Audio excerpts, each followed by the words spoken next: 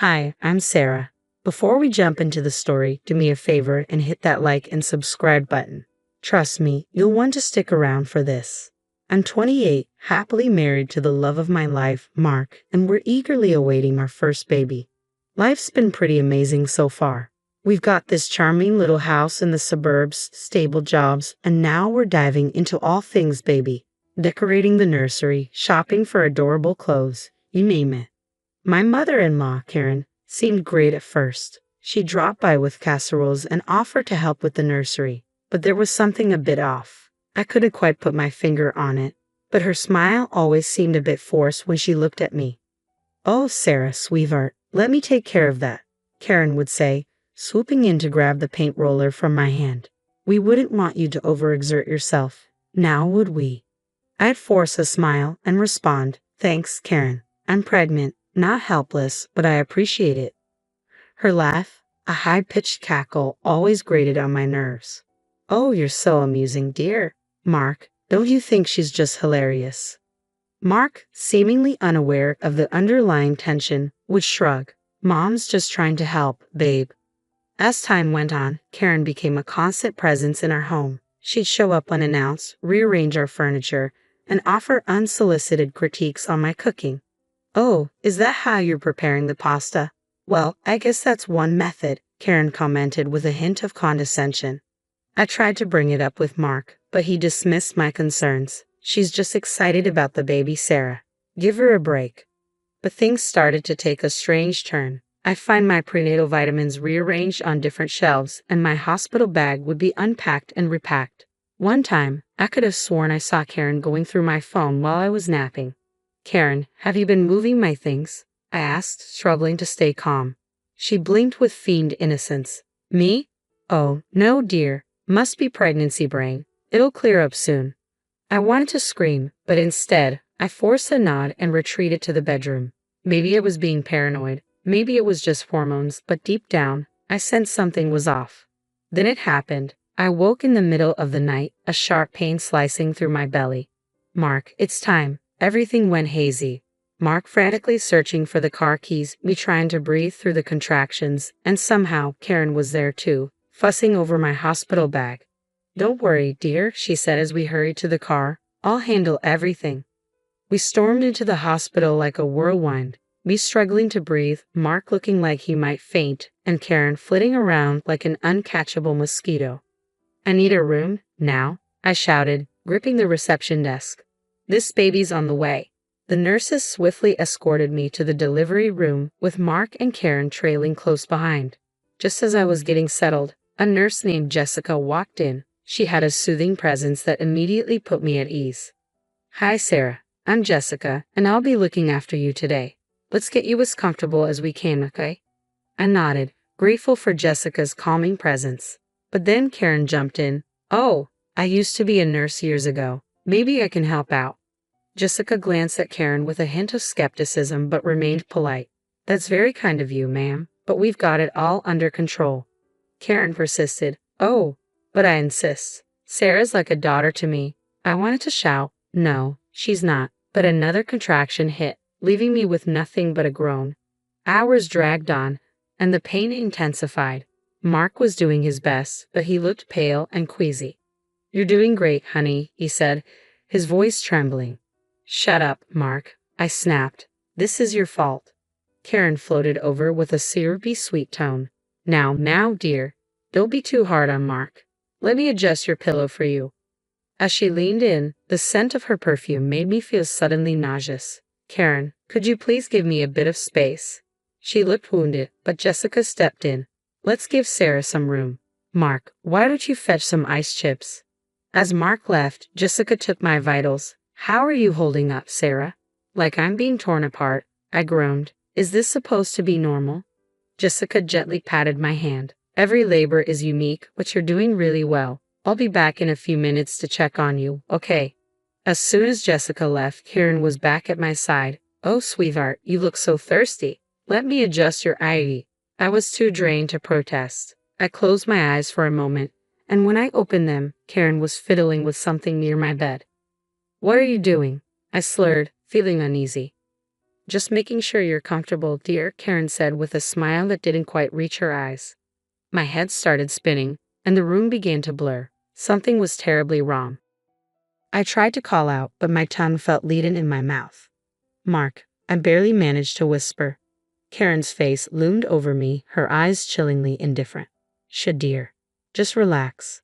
Panic surged as I realized I couldn't move. The monitor began to beep wildly. Where was everyone? Where was Jessica? Just then, Jessica burst into the room, her eyes widening as she took in the scene. What's going on here? Karen stepped back, feigning innocence. I don't know what happened. She just started acting oddly. Jessica quickly moved to my side, checking the monitors. Sarah, can you hear me? Squeeze my hand if you can hear me. I tried with everything I had, but I couldn't move. The last thing I heard was Jessica shouting, Code Blue, we need a crash cart in here now. Then everything went dark. What about my baby? That was my final thought before I lost consciousness, feeling betrayed by the one person who should have been there to protect me. I came to feeling like I'd been hit by a truck. The room was spinning, and though I could hear voices, they sounded distant. I tried to open my eyes, but they felt as if they were glued shut. She's coming around. Sarah, can you hear me? Jessica's voice reached me through the haze. I managed to croak out a faint, yes. Thank God, I heard Mark say, his voice trembling. Sarah, you scare us half to death.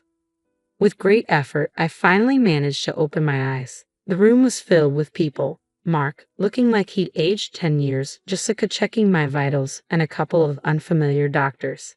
In the corner, Karen stood, looking uncomfortably nervous. What happened? I mumbled. Jessica leaned in, her expression serious. You had a severe reaction to something in your system. We had to perform an emergency C-section. My heart raced. The baby? She's fine, Mark said quickly. She's in the NICU, but she's perfect. I exhaled a breath I hadn't realized I was holding. Mark nodded, tears welling in his eyes. We have a daughter, Sarah. I wanted to feel elated, but a nagging concern lingered. But what about me? Jessica exchanged a glance with one of the doctors. We're still investigating. Your blood work revealed dangerously high levels of medication that shouldn't have been in your system. Suddenly, everything came rushing back. Karen by my bedside, adjusting my IV, the strange sensation I felt. I turned to Karen, who was now edging towards the door. It was you, I said, my voice firmer. You tampered with my IV? The room fell into stunned silence. Mark stared at his mother in disbelief. Mom? Karen put on a facade of innocence. I don't know what you're talking about, dear. You must be disoriented from the medication. But Jessica wasn't convinced. Actually, I saw you near Sarah's IV just before she collapsed. Care to explain that? Karen's expression grew cold. I was trying to help. You weren't doing your jobs properly by administering unauthorized medication. Jessica responded sharply. That's not help. That's attempted murder. Mark looked pale, as if he might vomit. Mom, tell me this isn't true. Karen's mask of innocence shattered. She was going to take you away from me, Mark. This woman was going to ruin everything. Security, Jessica called out urgently. We need security in here immediately. As if on cue, 2 burly security guards burst into the room. Karen tried to escape, but they caught her just outside the door. Her screams echoed down the hall. You ungrateful brats. I was only trying to protect our family. I slumped back in the bed, utterly drained. Mark took my hand, his face a mix of shock and regret. Sarah, I'm so sorry. I had no idea. Save it, I said, my voice weary rather than angry. We'll sort that out later. I want to see our daughter. Jessica nodded. I'll arrange for her to be brought up from the NICU. But first, the police are here and will need your statement. As if on cue, 2 detectives entered the room, notepads in hand. Mrs. Johnson, I'm Detective Rivera, and this is my partner, Detective Chen. We'd like to ask you a few questions about what happened. I nodded, bracing myself. Go ahead.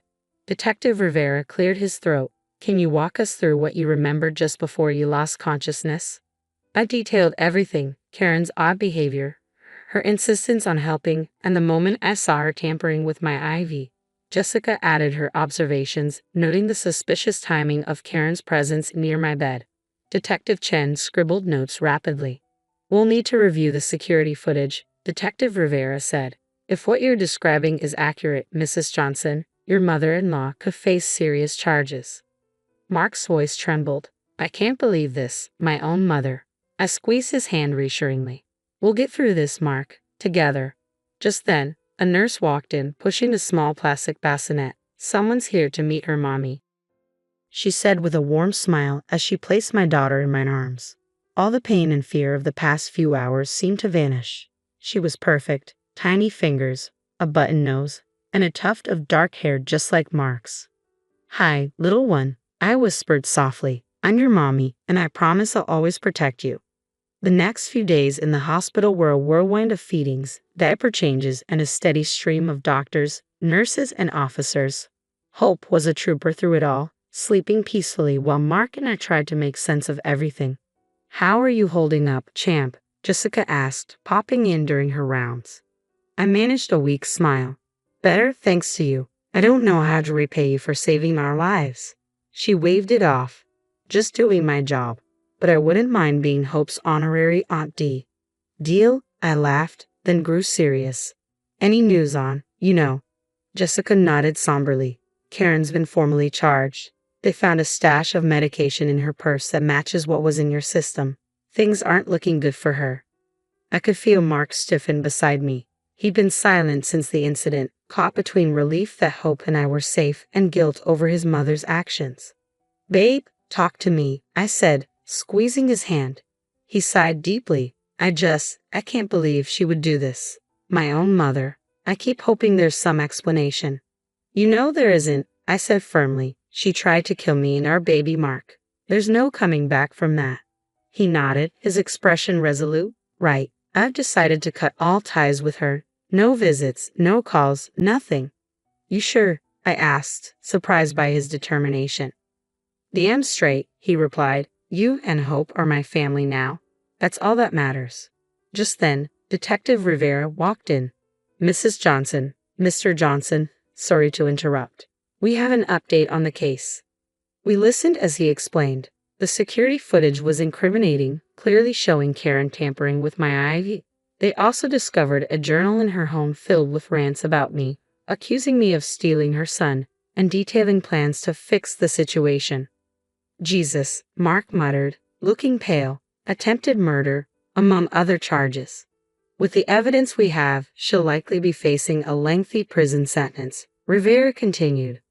I nodded, a mix of relief and sadness washing over me. Thank you, Detective. After Detective Rivera left, Jessica returned with some papers. Good news, you're clear for discharge. Ready to take this little munchkin home. As we packed up, the hospital administrator stopped by. Mrs. Johnson, on behalf of the hospital, I want to apologize for what happened.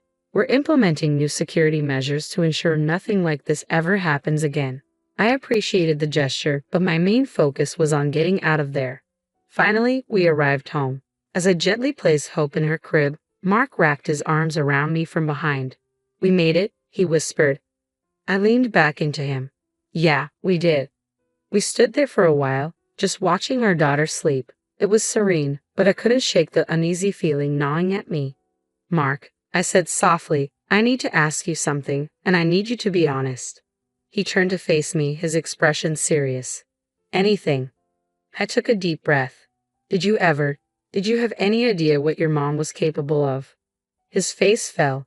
Sarah, I swear, if I had even the slightest hint, I would have kept her far away from us. I was completely blind, and I'm so sorry for that. I searched his eyes and saw only honesty and regret. Okay, I nodded. I believe you. He pulled me close, his voice soft but full of conviction. I love you, Sarah. You and Hope are my everything. We're going to get through this. Yeah, I said, feeling a new strength rising within me. We're going to be more than okay. So, here's a question for you. If you were in Mark's shoes, could you ever forgive your mother for something as unforgivable as trying to harm your wife and unborn child? Or would you cut ties completely like he did? It's a tough one, isn't it? Family betrayal like this doesn't come with easy answers. If this story had you hooked, don't forget to hit that like button and subscribe for more stories that dive deep into the complexities of life. Your support helps us keep bringing you content that resonates. Thanks for tuning in, and I'll see you in the next one.